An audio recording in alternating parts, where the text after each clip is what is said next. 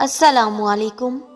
तुम्हारा ये यकीन ही तुम्हें उनकी मंजिल तक लेकर जाएगा कि मेरा रब अंधेरों से ही उजाले बनाता है।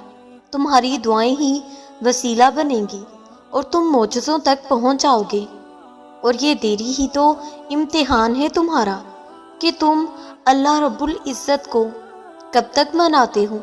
बेशक वो उन्हें भी देता है जो उसके दर का कभी रुख भी नहीं करते। तो फिर वो तुम्हें खाली हाथ कैसे जाने देगा जब तुम उसके सामने बार बार रोते हो। सब्र की इस जंग के बाद तुम बेबहा नवाजे जाओगे। उसकी कुदरतों के जलवे देखकर तुम दंग रह जाओगे। अल्लाह रब्बुल इज़्ज़त समेट लेगा तुम्हारे सभी गम और तुम फिर से मुस्कुराओगे। वो गैब से ऐसी मदद भेजेगा कि तुम मुतमिन हो जाओगे और वो यूं मुकद्दर बदलेगा कि तुम हैरान रह जाओगे। वो कुन फरमाएगा और तुम गिरते गिरते संभल जाओगे। अल्लाह रब्बुल इज़्ज़त फरमाता है कि अल्लाह ताला का वादा है।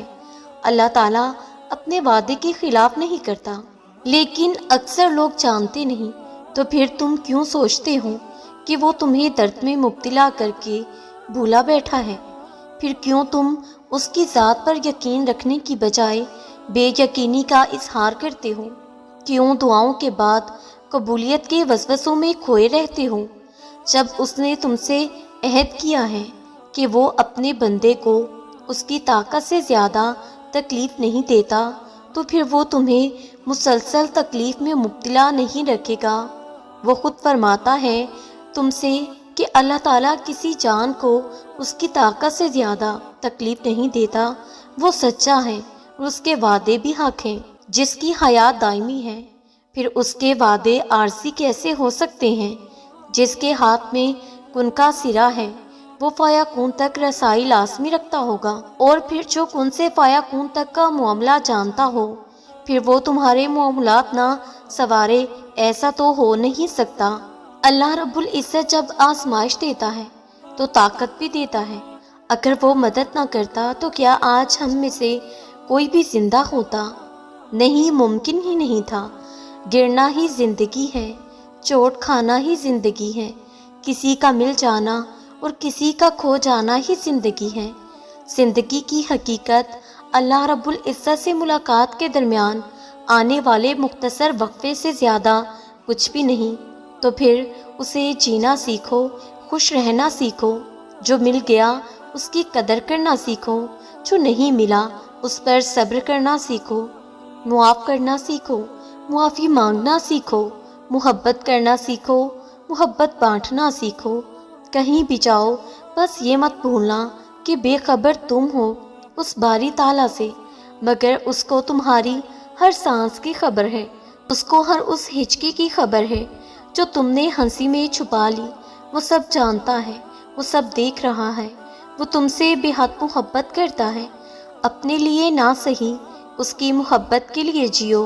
अपने लिए ना सही उन लोगों के लिए जियो जिनकी सांसें तुम्हारी मुस्कुराहट से रवादवा हैं। मुख्तसर तो ये ज़िंदगी है। अल्लाह ने तुम्हें ज़िंदगी बख्शी है, फिर वही अल्लाह तुम्हें मौत तक ले जाएगा। फिर वही तुम्हें दोबारा जिंदा करेगा। बेशक इंसान अलबत्ता न शुक्रा है। पलक झपकते ही गुजर जाएगी ये ज़िंदगी। जो गुजर गई सो गुजर गई, अब जो रह गई है जी लो उसे। अल्लाह तुम्हारा कभी बुरा नहीं सोचता, बस तुम ही तब समझ नहीं पाते। इंतज़ार करो, वक्त सारे राज रफ्ता रफ्ता तुम पर आया कर देगा।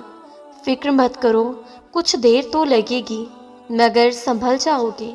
और याद रखो कि उम्मीद तो अल्लाह रब्बुल इज़्ज़त के खालिक होने का यकीन है, और ना उम्मीदी उसकी ज़ातो सिफ़ात से इनकार जो हर शय पर कादिर है।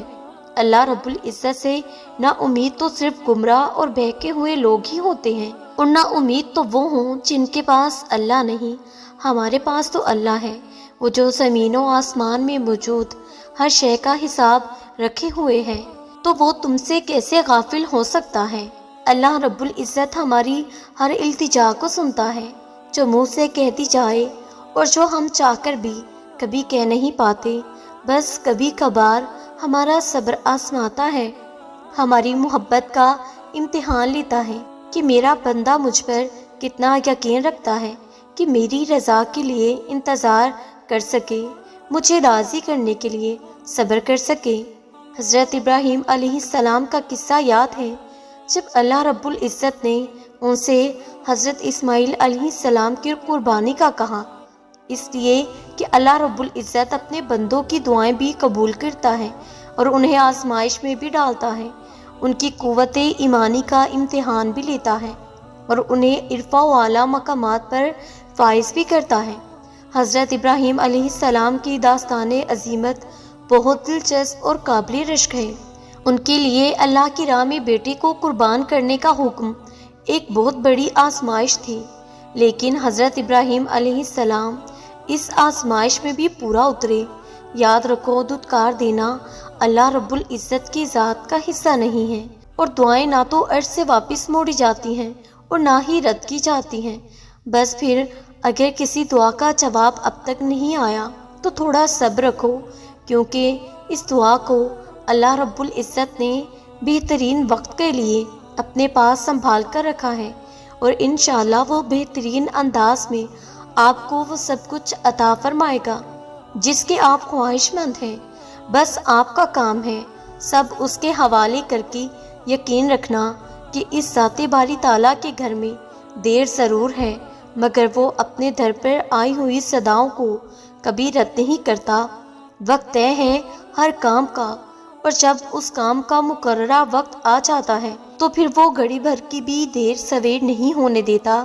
بے شک وہ ہر شے پر قادر ہے۔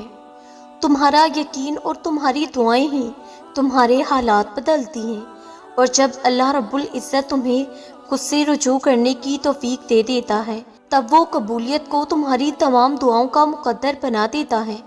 جب تمہاری ہر کوشش ناکام ہو جاتی ہے تب تمہاری دعائیں ہی تمہیں ان چیزوں تک لے کر جاتی ہیں جن تک پہنچنے کا تم تصور بھی نہیں کر سکتے۔ پھر تمہاری دعائیں کن سے فایا کن تک کا سفر لمحوں میں طے کرتی ہیں۔ پھر اس سے مایوس کیوں ہونا جس کے علم کے بغیر ایک پتا بھی ہل نہیں سکتا، جس کے ایک حکم پر کائنات بنا دی گئی اور ایک ہی حکم پر ختم کر دی جائے گی۔ مایوس تو وہ ہوتے ہیں جن کے پاس اللہ نہیں ہوتا۔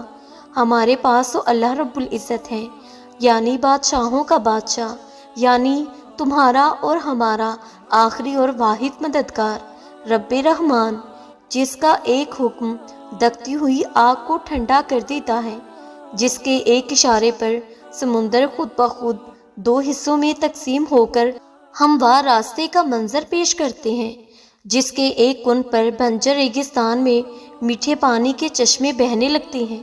بس تم صبر کرو اور اس سے مانگو جس سے مانگ کر کبھی کوئی خالی ہاتھ نہیں رہا۔ بس ایک اللہ رب العزت ہی تو ہے جو تمہیں سب کچھ دے سکتا ہے، جو تمہارے نصیب کو تمہاری رضا کے مطابق ڈھال سکتا ہے، جو فرش سے عرش تک ایک ہی اشارے پہ سب کچھ بدل سکتا ہے۔ رد کرنا اس کی شان کا حصہ نہیں، اور دعائیں کبھی بھی ادھوری نہیں رہتی، وہ ہر صورت قبول ہوتی ہیں، کبھی یقین کی صورت میں، کبھی کن کی صورت میں، کبھی بہتری کی صورت میں بات کے لیے ٹھہرا دی جاتی ہیں۔ ایسا کبھی نہیں ہو سکتا کہ تم اپنا ٹوٹا ہوا وجود لے کر اللہ رب العزت کے سامنے جاؤ اور وہ تم سے منہ پھیر لے۔ ایسا ہو ہی نہیں سکتا کہ تم سجدے میں گر جاؤ اور اللہ رب العزت تمہیں تھامے نہ۔ ایسا کبھی نہیں ہو سکتا تم ساری رات تڑپ کر گزار دو اور اللہ رب العزت کو خبر نہ ہو۔ ایسا کبھی نہیں ہو سکتا کہ اللہ رب العزت تم سے کچھ لے اور بدلے میں اس سے بہتر سے نہ نوازے۔ ایسا کبھی نہیں ہو سکتا کہ تم دل کے لاکھ سسکنے کے باوجود اس کی رضا کے لیے کچھ چھوڑ دو اور وہ اسے تمہارے حق میں بہتر نہ بنائے۔ جو کچھ بھی اللہ کی راہ میں صرف کرو گے وہ تمہیں پورا پورا دیا جائے گا اور تمہارا حق کبھی نہ مارا جائے گا۔